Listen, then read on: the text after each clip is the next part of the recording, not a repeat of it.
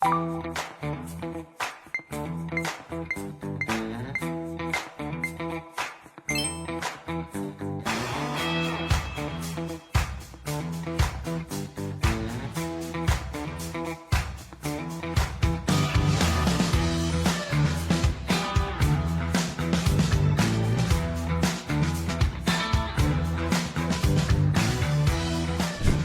to the GPS to Your Business Success podcast.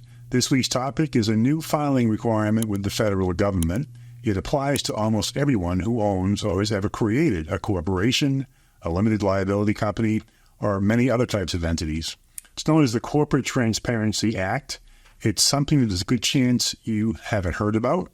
If you have heard about it, you don't know what you don't know, and not knowing what you don't know could cost you almost $600 a day if it's late.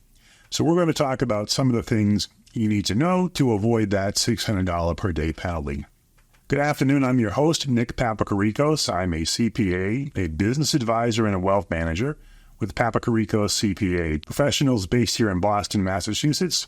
But we help businesses, individuals, and families reach their full potential all across America. And while we work with a wide range of clients, we have a particular concentration in auto repair and body shops, real estate businesses and investors, consultants, and high net worth or soon-to-be high net worth individuals. Here we talk about topics you want to know about.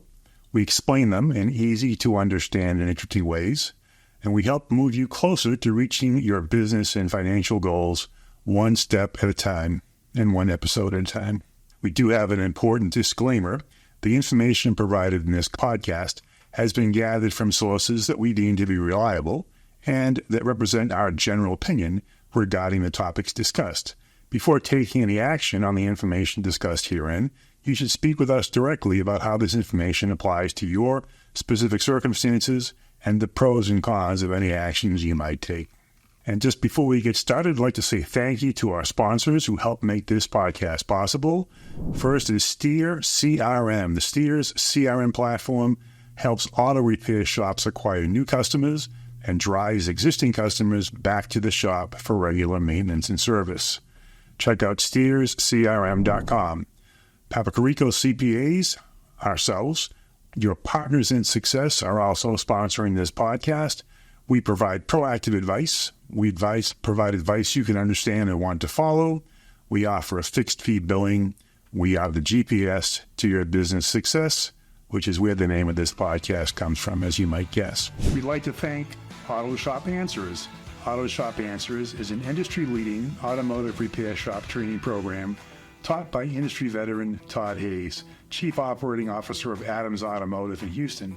It focuses on helping all repair shop owners understand the concept behind the $1 million per month shop known as Adams Automotive in Houston. The course is conducted monthly in Houston with limited seating. If you'd like to learn how to make your shop as profitable as can be, this is a class you don't want to miss. Registration is now open for upcoming classes, which are September 28th and 29th, October 18th and 21st, and November 15th and to the 18th. You can find out about the courses and the program at autoshopanswers.com. Again, that's autoshopanswers.com. As we talked about at the beginning here, there's a very important new filing requirement that affects and applies to most businesses. It went into effect on January 1st of 2024. It's easy to miss, and if you think it doesn't apply to you, you're probably mistaken. Some of the things that can cause it to apply and that you might forget about are entities you set up in the past. Maybe you were seeking to start a business, you formed a corporation, for whatever reason it didn't pan out, but you formed the corporation. There's a good chance you have to at least file the initial report on that entity. Maybe you set up some companies or corporations or LLCs in other states because you wanted to reserve the name of your business because it's going so well in the state you're in. You set these up, but you haven't done much with them yet, and maybe they're not the front of your mind. You might have a single member LLC. This is very frequent, especially in real estate. You buy a piece of property. The property's title is the 510 Main Street LLC. You are the only member of the LLC, so it's disregarded when it comes to filing separate tax returns. But because it is an LLC, you have to file this form. And of course, when people begin to get to the point in their lives that they start some estate planning is famous for having layer upon layer of trusts and other entities, and sometimes smack dab in the middle of that whole chain is a limited liability company. You might not even think about it. You do set it up for liability protection reasons, but lo and behold, there it is. So I've given you a little bit of the outline. Now let me just explain it to you in a way that I think will bring the point home. Think of it like this. Every year, I drive down to this national tax conference in Washington, D.C. from Boston. I look forward to it. It's one of the best conferences all year. Some of the top speakers in each area of taxation and business advice will speak and present, and we learn the latest and greatest strategies to help our clients minimize their tax liabilities, provide the impetus for their goals, and we really get excited about coming back and telling our clients what's going on. So I also enjoy driving my car. So a few years ago, I'm driving down from Boston, somewhere around Maryland as I'm getting close to the end of my trip. I go through Maryland, get to the D.C. location, go to the conference, have a great time, and learn a lot of things, come back a week or so later, and then one day in the mail, I received this little speeding ticket by mail.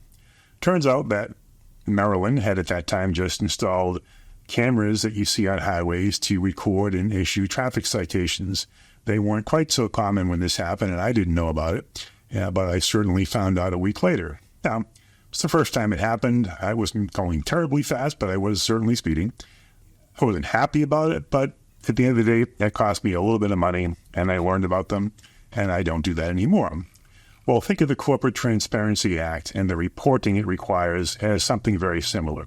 Your business or your real estate holdings might be just rolling along. Everything seems to be going well. You're profitable. You have very few, if any, financial worries. Things seem to be on autopilot. Then, someday down the road, maybe you're looking to sell your business and the buyer is doing some due diligence and looking for excuses to knock down the initial offer. Maybe you're going through an audit. Maybe you're going through a divorce. Maybe somebody just has it out for you for some reason. Out of left field, they pull up this Corporate Transparency Act, beneficial ownership interest filing. And it turns out you didn't know about it. Nobody told you about it. And all of a sudden, there's a $600 per day, adjusted for inflation, by the way, every year, penalty that they can hold over your head. So if the buyer who wants to buy your business is looking to buy your company, your corporation, your LLC, they're going to buy that liability too. Well, it's $600 a day. That can add up to a lot of money. And whether or not they believe they're going to have to pay it, they're going to probably say to you, we're going to at least hold that money aside in reserve until some period of time goes by, or they're going to just take it off the top. Silly thing to have happen just because you didn't know it existed. Somebody has it out for you, as they said. They can't get you for whatever reasons they want to get you. All of a sudden, somebody tells them, oh, maybe this Corporate Transparency Act beneficial ownership form wasn't filed. Let's take a look at it. And before you know it, somebody's hanging a $600 a day penalty over your head. So the point is, you need to know about it. It isn't a terribly burdensome thing to do. You should do it. And more or less, all you have to do is file it once, and you only update it when things change. Now, I don't mean to oversimplify it because it isn't that simple, but that's the big picture. So let me tell you a little bit about this. It's known as the Beneficial Ownership Information Filing. It's handled by the Financial Crimes Enforcement Network, which I believe is a department of the Treasury Department in the federal government. And its purposes are good. They're certainly good for the country. It's designed to identify bad actors, criminals, terrorists, people who are looking to use shell companies and layer upon layer of entities to hide who the real owners of a company are, who's moving money around, and what's going on, where they're located. The objective of it is certainly a noble cause. It's also one of the reasons why the foreign bank account reporting rules were modified and enforced back around 2008 or so. Same goal, to track money laundering and bad actors and criminal activities. Problem is, just like back then, people didn't really know these rules. They'd been on the books for a long time, but they weren't well publicized. The federal government didn't seem to have a very high degree of priority on enforcing it until they did. And in the early days, there were some voluntary disclosure programs But there were some fairly heavy penalties that came along with those, and if you didn't file the forms, you could find yourself with some pretty hefty penalties in the process. More importantly, as the years went by, there have been court cases and other positions that essentially take the default position that if you didn't know about it, you intentionally did not know about it. And my point here is that just because it would be common sense to say today, okay, I didn't know about it, I didn't file it, no harm, no foul is the old basketball expression. Well, the federal government can enforce those penalties, and the prudent course of action is don't leave yourself open to that kind of a problem. So let's talk a little bit about who has to file this form. So it's broken down into two categories, U.S. companies or foreign companies. So let's talk about U.S. companies first. A U.S. company that has to file this form, in its simplest case, can be looked at as if you had to file some paperwork with the Secretary of State's office in your state, then chances are that entity needs to file this beneficial ownership interest form. That means if you're a sole proprietorship and you didn't file a form with the Corporations Division Office, you don't qualify to file this form. If you're a general partnership, you don't have to file this form unless you filed some type of form with the Secretary of State's office. And in many states, if not most states, they don't have to file that. But here's the catch. If you formed a corporation, you almost certainly file that paperwork with the Secretary of State's office. If you happen to operate your business as a sole proprietorship for tax purposes, but you created a limited liability company where you were the only owner, what we refer to as a single owner or single member limited liability company, you may have heard the phrase, this is a disregarded entity, meaning that for tax purposes, you just act as if it didn't exist. You don't file a separate tax return for the business. You include the information as part of your individual tax return. Life is simple. But you are a limited liability company, therefore, you need to file this beneficial ownership interest form. If you're a foreign company and you're organized under the rules of a foreign country, but when you go to conduct business in the U.S., you have to file some type of form with the Secretary of State's office. Here again, that triggers the requirement.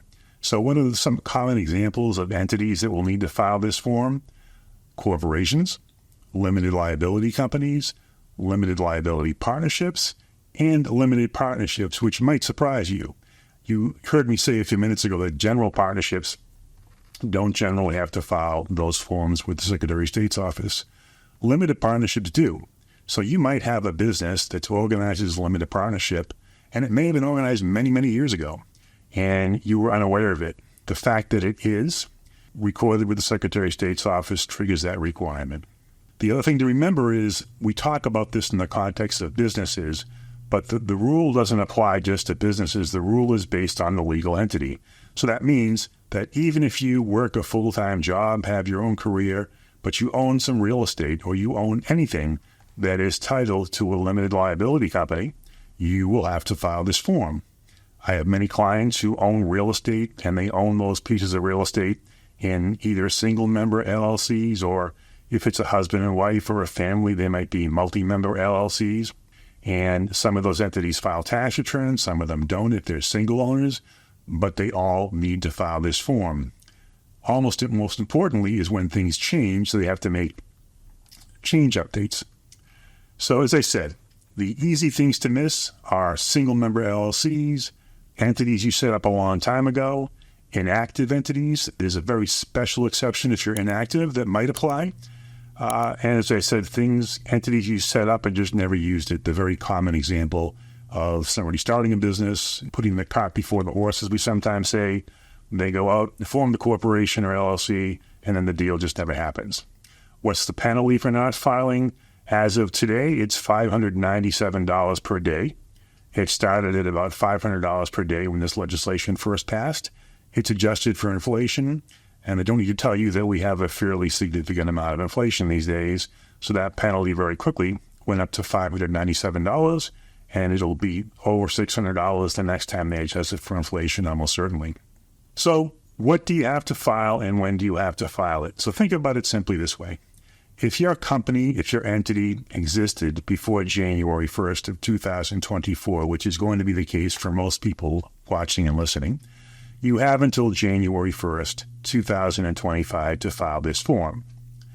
The tricky part is if you formed an entity this year, so you have a new business, a new operation, for some reason you created a new entity, then you have to file this form within 90 days of creating the entity.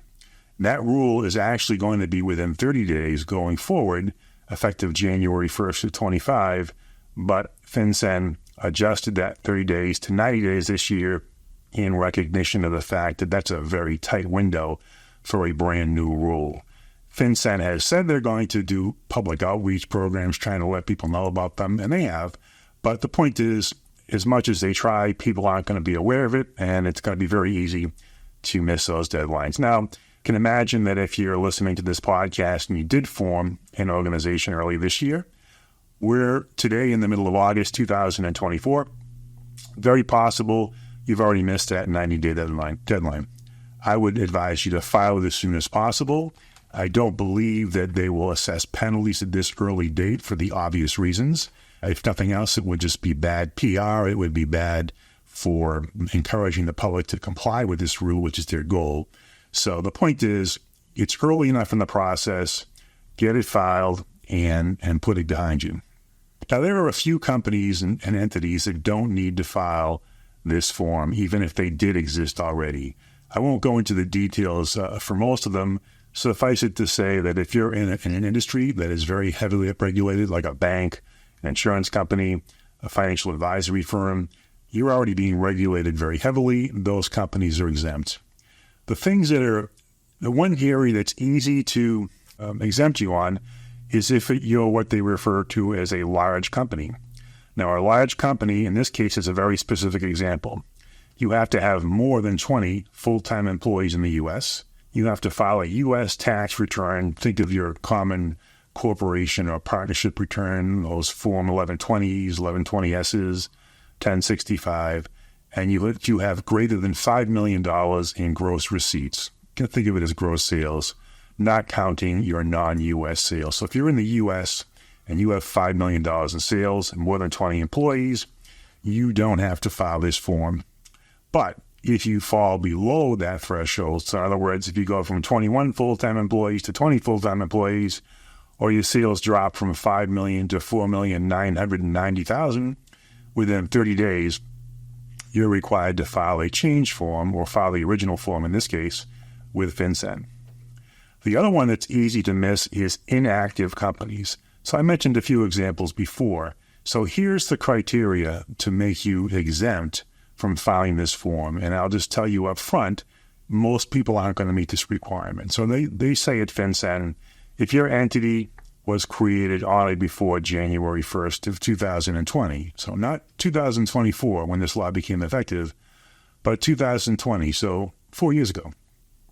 If it's not currently engaged in any kind of active trade or business, if it's not owned by any foreign persons, if there's been no changes in owners in the previous 12 months, and here's the kicker, if it did not send or receive more than $1,000 directly or indirectly through any affiliated entities, or it owns no U.S. assets, and assets could be shares of stock in a company, could be almost anything. It doesn't have those things, it doesn't have to file. My guess is that many of those inactive entities, people who've created them over the years and let them die, very few are going to meet that exemption. So what do? You don't want to risk a $600 a day penalty. So my suggestion is you file the form by January 1st, 2025. We have a link at the end of this podcast to the website to file the form online. It's not intended to be a terribly complicated form. It's designed to be filled out by the business owner themselves. However, whether you qualify, who qualifies, who has to be reported, isn't always a black and white answer. So you may want to be careful about it. There are some frequently asked questions that have been published by FinCEN, some helpful resources, and we have links to all those on the webpage that you can take a look at and help yourself. We are planning to advise all of our clients of this filing requirement shortly, and Obviously, we will offer to file those for a cost, but we're also going to give them the information, and we'll also have them watch this podcast as well to learn what they can and decide whether it's something they want to do on their own. So when do you have to report? As I said, no later than January 1st, 2025 for companies that already existed as of last year. Created within 2024, within 90 days. What do you have to report? There's basically two pieces of information. One is information about the company, the entity, and then the other one is information about the owners, or as they call them, the beneficial owners. Who is a beneficial owner? Think of it in broad terms as somebody who owns 25% more interest in the company or who exerts control over the company. So if you were not an owner of the company, but you're a senior officer, a treasurer, a CFO, CEO, and you control the company's activities, then you are considered a beneficial owner. There are a whole bunch of other requirements as well that relate to children and minors and things like that. If you have minor children that are owners, the parent that controls the minor children's interest could meet that requirement. I would answer the question simply this way. You know if you exert control over the company. So whatever creative structures you may have set up for whatever legitimate reasons, if you're the boss, if you're the person who makes the rain come and decisions, you are almost certainly going to be a beneficial owner, and somebody else along the way may be as well. What does the company have to report? It has to report the legal name of the company. If it has a doing business as name, report that. The address, its federal tax identification number. If you're a beneficial owner, you have to give your legal name, your date of birth, your address, not a P.O. box, your unique government-issued ID number, and an image of that. So, for example, it could be an unexpired driver's license, an unexpired passport, something that gives you a unique identification number issued by the federal government or some government agency. And as I said, an image of the front of and back, I believe, of that document. You upload all that information. It doesn't sound to this point that it would be terribly complicated for most people, unless you have some complicated business structures and many, many owners. So once you file this at the website, you've met your requirement, you want to save the confirmation that you filed it in with all of your permanent records. The other thing you want to remind yourself, though, of is I have to file an update if something changes. Well, for a lot of us, things don't change for years and years and years, and then they do. They might change for a variety of reasons, but something as simple as a change of address. Either the owner moves and has a new address on the driver's license, for example, that requires an updated filing. If you're no longer a large company, I mentioned earlier that if you have 21 employees or more than $5 million in U.S. sales, you don't have to file. If that changes, now you have to file. Any kind of change in ownership. Think of the common scenarios where ownership can change. Could be a husband and wife that owns a business, and there's a divorce. Maybe one of the owners or the sole owner passed away, and now the shares of the company are owned by that person's estate. There could be a merger. Company A buys Company B. There could be the normal family succession. You're passing the business on or bringing in one of your children into the business. There's a new owner there. There could be estate planning changes. You may be the owner of a business, and then due to some estate planning, you have set up trusts where each of your children will become shareholders of the business as well. What about changes in beneficial ownership? Again, a change in a name, which could be something as simple as a marriage where the spouse takes on the name of the other spouse. A divorce where you no longer take the name of the other spouse. Again, address changes. Any information on that ID that changes. Now, I don't know that it means if you go from being an organ donor to not an organ donor that applies. I would think of it from a common sense point of view. Anything that changes that would allow the federal government to find you and locate you needs to be disclosed. Maybe one of the minor members, shareholders, one of your children reaches age 18, the age of majority. Or, as I said earlier, one of the owners passes away and the shares are now held by the estate and then subsequently are passed out to whoever the beneficiaries are of the estate. So these are all situations that would come up very commonly that you have to keep in mind and remind yourself, I need to file this. Again, this is not earth-shattering information, but the penalties, just like they are with the foreign financial account reporting, are expensive and add up very quickly, and you just don't want to find yourself at the mercy of a court, a government agency, a judge, to decide that your not filing was willful, because that's when the penalty applies. Willfully not filing this form. Now, you and I might have a different definition of willful. Certainly most people that would listen to this podcast probably aren't going to willfully not file this form. But if somebody hasn't listened to this podcast or doesn't know about it, it would be hard-pressed to say that they're willful. Well, that same argument was made for foreign financial accounts, and without getting into all the details, courts have decided that not doing certain things or doing certain things is deemed to be willful. So again, don't leave yourself at the mercy of the whims of a government agency. File the form and be done with it. Well, that's it for this week's topic. Check out the podcast page, as I mentioned, for some useful links and tools related to today's podcast. If you have a topic you'd like to hear about, please email us at podcast@papakyrikoscpa.com. From time to time, we'll draw one lucky winner from all the emails we've received since the last drawing to win a $25 gift card. If your financial car is already moving steadily down the road to success, I hope we've helped move you a little further today. If you feel like the engine is hesitating a bit, maybe you hit a pothole in the road, or maybe you took a detour someplace and you're not sure where the road you are on now will take you, you're in the right place today. We are the GPS to your business success, and we'd love to help you get back on track to move you forward to your business and financial goals, whatever they may be. As you go about your affairs this week, remember, a journey of even 1,000 miles begins with a single step. Thanks for listening and watching, and we'll see you next week.